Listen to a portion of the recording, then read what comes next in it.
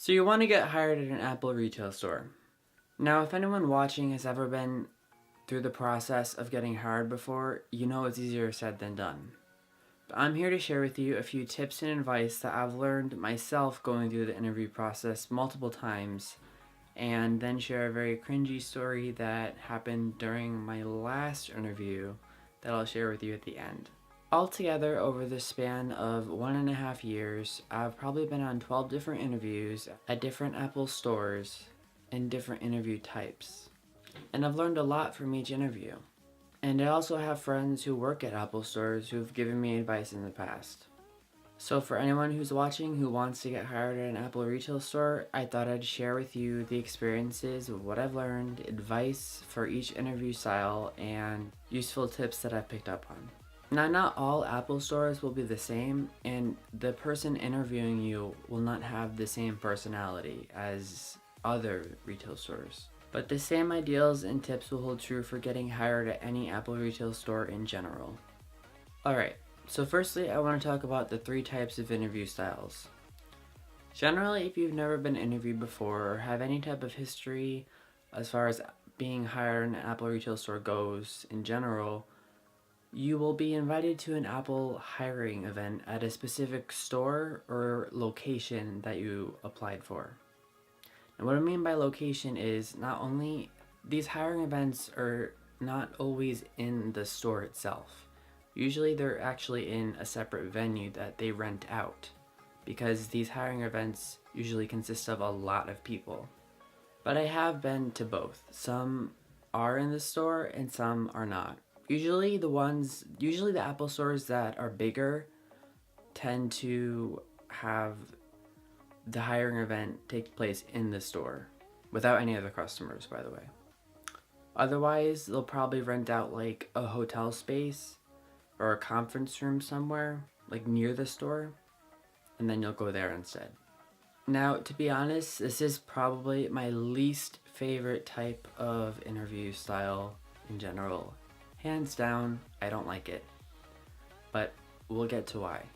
Now basically what this is they're looking to hire a certain number of people, and they have a bunch of different people applying for the job, and they want to do a quick batch run through of all the applicants to see who should go forward into the next stages of the interview and who should not. So you're in a room with a bunch of people. Sometimes it depends on how many people. If it's a bigger store, one, for instance, that gets a huge amount of traffic, sometimes there'll be 30 people in the room with you. Or if it's a smaller one, like on a side street, sometimes you'll have only like 15 people in the room with you. Now during this process, there'll be a lot of interaction going on. They'll have you partner up with people to do group activities. They'll ask questions going around the group in a circle. They'll just have you get to know the people around you. Now, what I don't like about this is that more than likely everyone in the room with you has already done their own research and tips and have gotten advice on what to do, so they already know kind of what to say and how to act, just like you are now if you're watching this video. It kind of feels like you're in a room with a bunch of sharks, and then there's just this one piece of meat just dangling in the middle, and you're all trying to fight for it. And it's kind of intimidating actually at sometimes, because it gives off a very weird vibe. That's my main reason why I don't like these types of interviews. But that's actually kind of what they're looking for. They're looking for the person who takes the initiative and goes for the bait. So my advice is to be as energetic as possible, be open to people, be talking to people around you, always, well actually I'll save that tip for later because it's a very important tip that goes through all the rest of the interview processes. Always look for ways to just contribute to the group as a whole, basically. And then also just try and stand out even when they're not expecting you to. For instance, say you're the first person in the room and you go to sit down at a table, and then more people come and arrive. Now, the event hasn't started yet, but they're still in, the background kind of watching everything. When people start to come sit down to your table, try and, interact with them and, introduce yourself, basically. Introduce yourself, get to know them, be like, hey, my name is so-and-so, and be like, what do you do? Like, where are you from? Just get that interaction going and try and make the connection with the people around you, because you're going to be in that room for about 20 minutes or so, 20 to 30 minutes probably. And the more comfortable you are before it even starts, the better it's going to go in general. And also, they, again, like I said, they're still looking for that while you're doing it, before it even starts. Now, another very important tip in this interview process, if you want to move on to the next stage, is at the end, when they say, does anyone have any questions, always have a question. Have a question ready before you even get there, whether you know the answer to it or not. Just ask the question regardless. It could be anything. It doesn't even have to relate to the hiring process. It could be just like, I've had friends tell me that they've gone in and asked, have you ever had any celebrities come to the store before? That's a valid question. Or another type of question could be just like, hey, when is the earliest we'll hear back from you if we make it to the next round, or so and so on. Or, so what is the next stage from here? Even if you know the answer to whatever question you're asking, just always ask a question at the end. That is very important, always. And that very important tip that I'm going to keep saying over and over again throughout this entire video is, if they ask a group question without calling on someone directly, be the first one to raise your hand. Or try and be the first one to raise your hand. It's very important. They like to see people who take the initiative before they even call on someone, that someone raises their hand to answer the question beforehand. Now, for example of other questions that they may ask during this type of interview, just to get the ball rolling here, they'll ask sometimes like, what's your favorite song? Pick a song that describes your life. They'll ask sometimes, what makes this Apple store so special than the others? To give a detailed explanation of why they're asking that is, for instance, this Apple store was on the side of a street instead of in a mall where a lot of them are. So the obvious answer to that question would be like, oh, this Apple store isn't inside the mall. It's on a street. Or something like that. Now, if you make it past the initial round, you'll usually be invited back for another interview again, except it'll be with fewer people, usually at max 4. But this time instead, you'll be interviewed by one Apple employee in general, usually the manager or whoever is in charge of the hiring process. Now, for one of my own examples of this, probably the biggest one I could possibly share. It was while I was living in New York City, and I was invited to be interviewed by the head of department of every single Apple store in the city. Now, this was a very formal interview and wasn't like the casual ones, which most of them are, just usually casual. You don't have to dress up, you don't have to super dress up, like, suit and tie, perfect pants, that kind of stuff. But usually it's just, casual. But this time I did dress up for it. And what was even more strange, it was actually inside an Apple corporate building, which I've never been inside before. So when I walk in, I don't see any like Apple people walking around, any customers, obviously, any people on any of the Apple devices. I just see people working at their computers like a regular office. It's a completely different environment, something that you'll probably not ever really experience. This is just coming from like a big city interview type of thing. But why I'm sharing this with you is because I want to talk about diversity. Now, if you didn't already know, Apple loves diversity. It's one of the things that makes them Apple. During this interview, there were four of us. Four of us in this small conference room, and then with the head of department lady who was going to be interviewing us.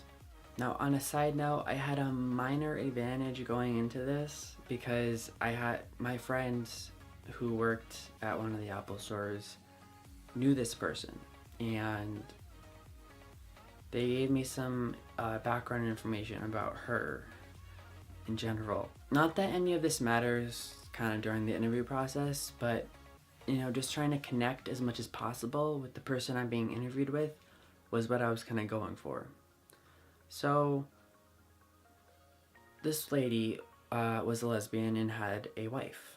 And me being a gay man, I kind of wanted to also express myself. And, again, diversity, it's important to them. Even though I was dressed formally, I looked professional, I decided I would wear rainbow earrings to the interview, just to diversify myself. And that's fine. That's completely fine. You can do that. I encourage it. But yeah, that was it. That was just kind of like my little twist on my own little diversity-ness. I don't know. I really don't know. But yeah. Now, of course, you don't have to go to any kind of extremes like this and do like background searches and go way far out to be different. But it's just something I thought was fitting at the time, so I did it. Okay, so getting back to the diversity. So there's four of us, including me. One person had a background about working in Best Buy. She was around 28, which is good because Best Buy deals with a lot of the stuff that Apple's retail stores deal with. As far as tech goes, they also sell Apple Store products on the side, so that's also a plus. Another person was a college student like myself, but had the advantage of working with Apple's education on campus program that I don't actually know much about personally, so I can't really give that much detail about what that actually is. Another person was a middle-aged history teacher.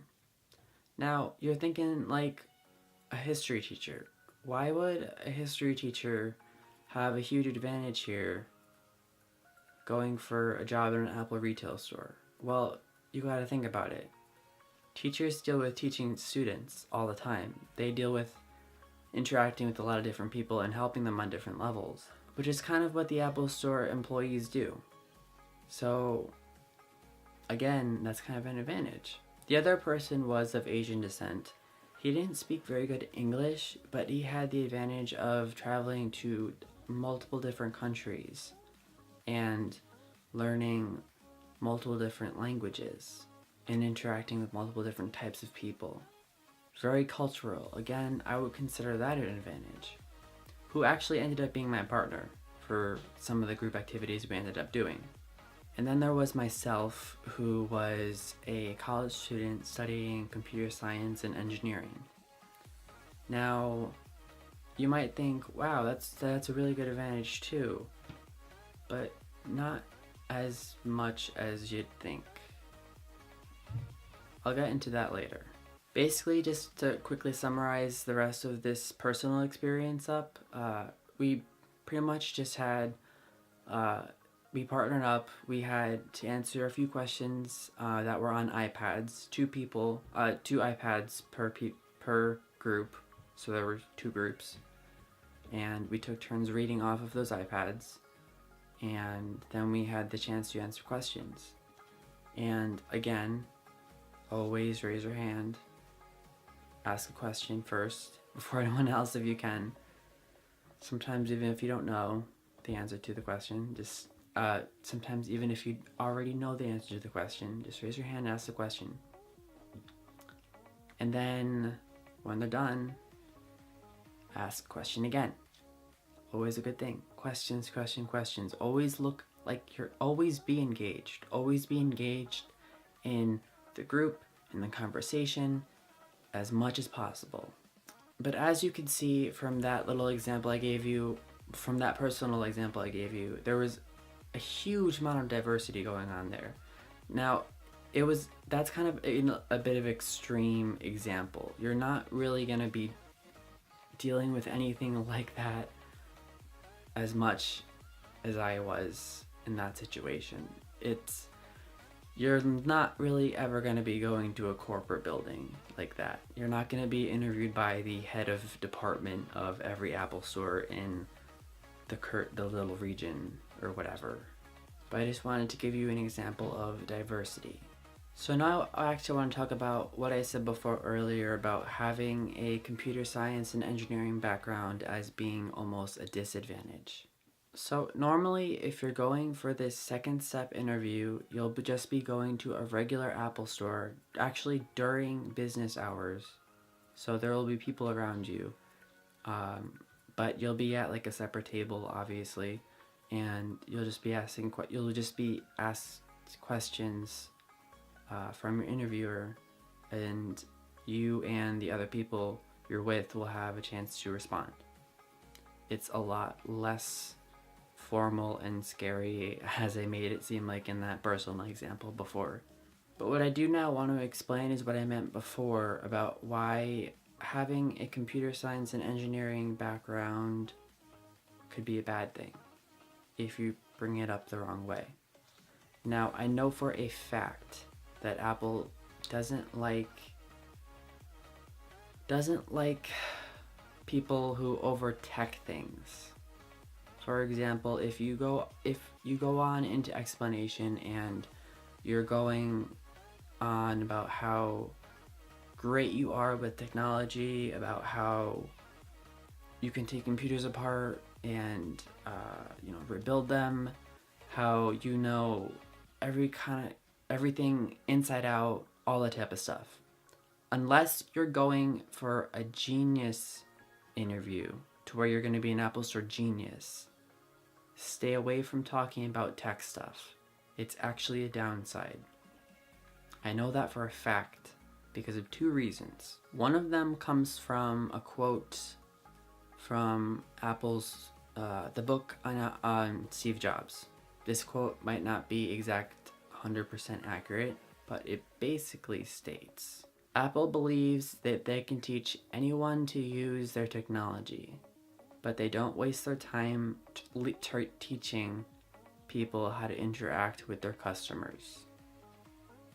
So they don't really care that much about your technical background. Of course they care about if you're interested in Apple products and about how much you know about Apple products, but you don't want to over tech things when you're answering questions in an interview. Try and stay away from that. And the second reason why I know that is because that was actually one of my reasons why I failed one of my interviews in the second stage interview process. And this is going to come from a tip, actually, another tip. If you, for some reason, fail, or no, actually, after this next stage, you've completed it, you've gone home, you're done. The next day, or this next 2 days, call the store back, ask for the person that you were interviewed by, and either be like, hey, I just wanted to see how my interview went, and they'll give you an answer and just be like, oh, we'll be in touch shortly. That is important because it shows initiative again. It shows that you're interested in being hired. It leaves an impression on the store, so it's a plus. Just call back after your second stage interview.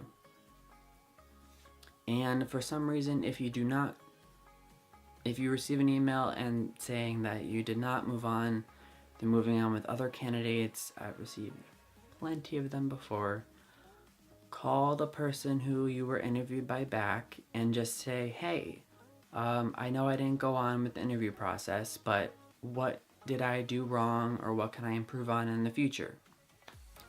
And one of those times, they said that I talked too much about tech stuff. And I was like, oh, really?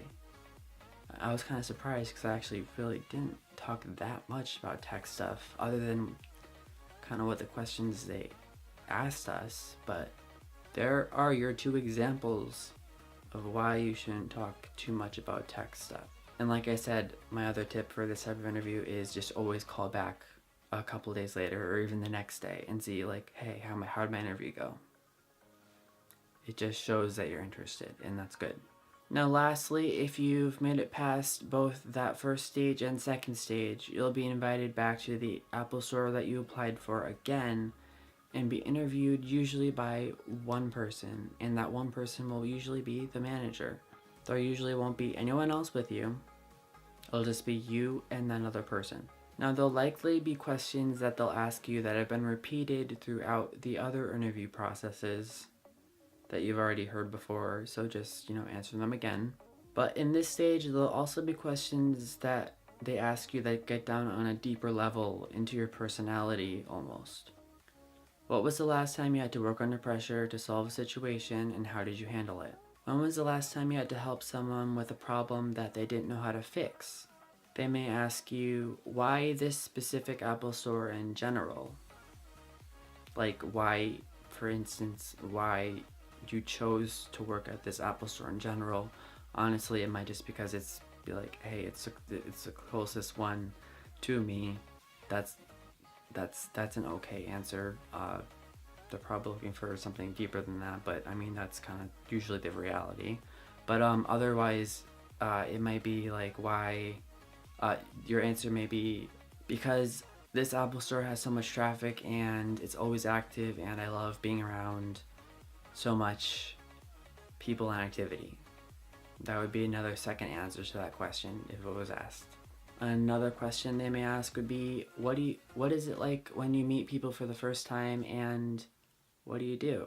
Now, like, as you can see, they're getting deeper into these questions. They're really trying to figure out your personality and figure out what you're like, and trying to see if you'd be good for the role as an Apple Store employee.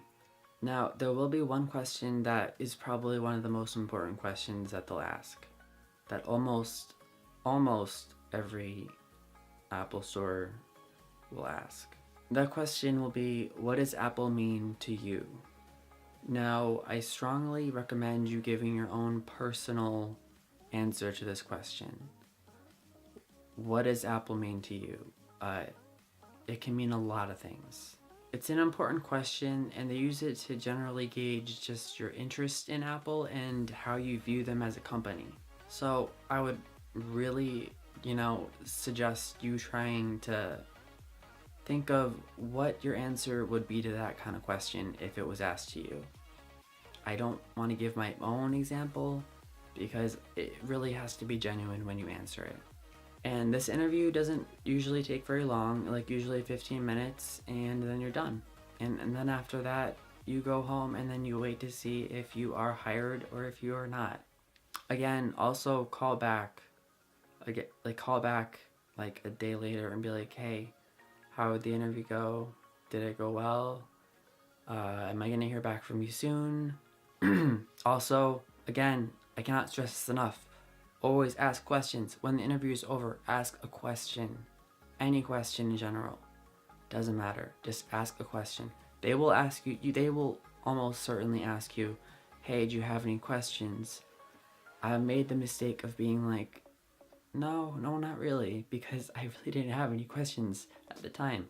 But really, just ask a question. Have questions like ready in your mind, just 1,000 of them, not 1,000, but like a lot of questions. Just have questions ready. Doesn't matter if you know the answer to them or not, just have them ready to ask at the end of the interview. Now, I've also heard of interviews being conducted over the phone. Now, I can't really give much advice onto this because I don't think it's very popular that this happens, and I've never gone through it myself, but it's kind of the same thing as if you were doing it in person. They'll probably just be asking you the same questions, except it'll just be on the phone. To be honest, I'd probably rather be there in person. But that's another thing to keep in mind. They might ask you for a phone interview, but it's very unlikely that that'll happen. Alright, and now is the time where I tell you my story my cringy story that left me scarred for life. It happened during one of the first stage interviewing processes where we were all in a big room of people, and we got off the interview being asked questions. Now, the question they asked first was, pick a song that describes your life. Now, if you're like me, if someone asked me what my favorite song was, I could not give them a good answer like that. I mean, some people can, but most people can't give an answer to that question very quickly, because I have a lot of favorite songs. And to ask a question, pick a song that describes your life and then answer it like that, I gotta be like, I really had to think about that. I was like, shoot, I have no idea. But someone, of course, did, because they did their research. Like I said before, they did their research and they picked a really cliche answer of Eye of the Tiger. That was their answer to the question, and everyone was just like, oh, it's a great blah blah blah, awesome song to pick. It was an awesome song to choose, but seriously, it's very cliche.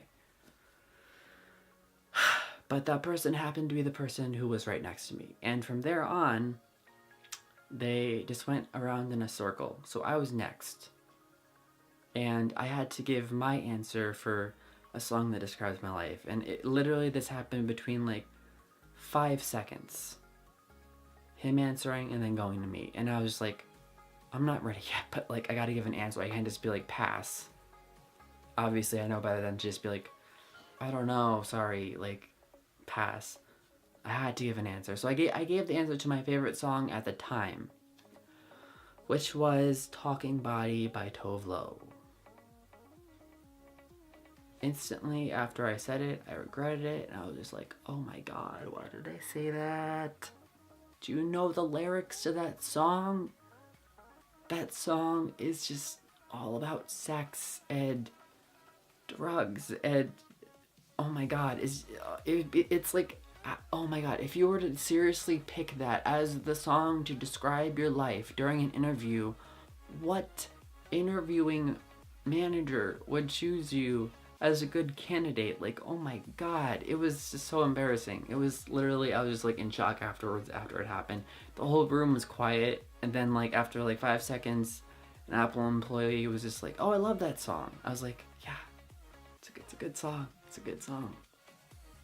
But yeah, since then it's been hard to listen to that song without remembering that moment in time in my life that really was embarrassing. But yeah.